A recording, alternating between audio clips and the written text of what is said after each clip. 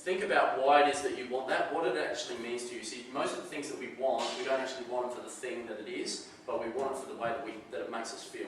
And I'm going to be talking a lot about this over the next 90 minutes. And the talk that I do is interactive, so it's going to get you to step out of your comfort zone a little bit. I'm going to want you to repeat some things after me that you wouldn't be used to repeating. I might get you to stand up, high five, all that sort of stuff. So it's a little bit interactive. So I want you to get a picture of your goal in your head. And if you haven't got one, it's a great time to create one. How long does it take to create a goal, by the way, or at least an idea of a goal? How long do you reckon it takes? Seconds.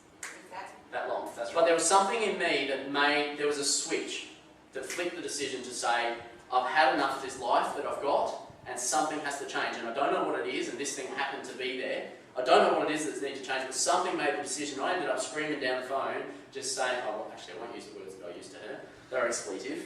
But it was, things have to change. I got to that point where I felt a knot in my gut. Have you had that feeling before, when you feel that knot and it's massive frustration?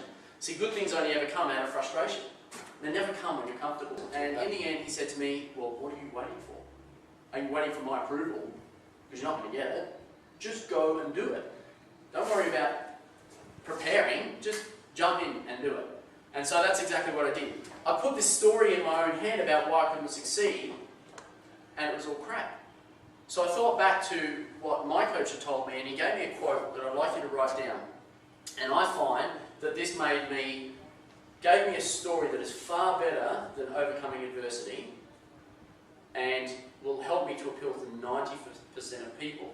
And that is, so one of the hardest things to overcome is having a good life. If you're just a little bit overweight, you don't tend to do much about it. But when you get grossly overweight, it reaches a point when you go, I've had it, enough is enough, that's the line for me, and you draw the line, and then you shoot through and you succeed. Has everyone had that experience? So sometimes you're just a little bit upset and nothing ever changes. And that's one of the hardest things to overcome, being relatively happy. I want you to not think of stuff in the room that's blue. Don't think about it. What happened? Straight away you look for stuff that's blue, right? Why? Because it became relevant. It was always there. You didn't notice it before I said it. But it was always there. I want you to open your eyes for me, real quick, stand up, high five someone next to you and say you're awesome. You're awesome. It's important to have fun when you're thinking of these goals, and it's important to visualise what you want. Who here has had a nightmare? How do you feel afterwards? You feel like shit. So is it fair to say that if you imagine your wildest dreams, that afterwards you would feel good? Is that fair?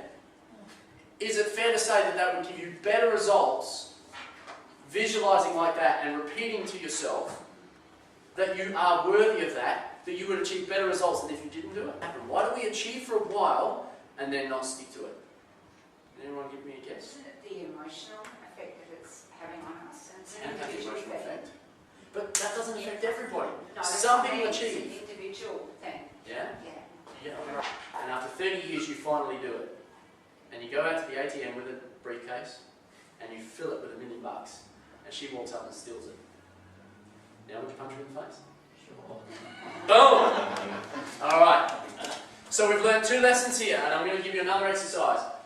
Why? Here's the second thing.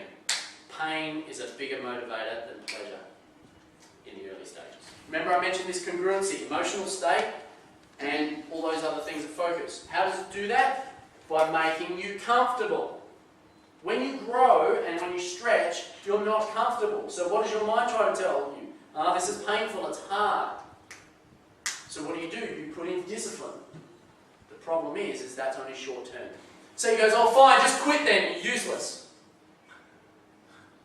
Wow. I found a way. Because for me, ultimate pain was his disapproval. You must have desire. There must be something burning in you. If you're sitting here listening to me and going, yeah, kind of nice, ain't going to happen. So if you're that point where you go, this has to change starting today, that's that level of that congruency that I'm talking about. Where you go, I'm going to walk out of here and I'm going to do something today. No more. When you reach that level of desire, I want this to be better. I can imagine a better life for me. You all sat before and imagined that goal. The only thing in the way of that goal is you. So if you get to that point and you go, I want that so bad, I'm going to work my guts out for it, I'm going to eat, breathe, sleep, shit, all the rest of it for that goal, that's your first step, desire. The other is duplicate. There's a lot of great people before us. Duplicate. You know, there's an old saying, I forget who it came from, that it says, if I can see farther than others, it's having only stood on the shoulders of giants. Read, research, use other people's. Don't try to do everything yourself. Find mentors, find people that have already done it. If you befriend them, they'll be more than willing to help you. And if you can't do that, pay for it. So the question is what are you going to do differently? What's stirred up in you to go, I would like something different for me. I would like to stretch for that holiday, or be fitter and healthier, or start that business. What is it that's going to cut you over that line to say, I'm going to go for it? And what help do you need to get there? Don't do it on your own. Find a mentor. Thank you guys. That's it. Thank you very much.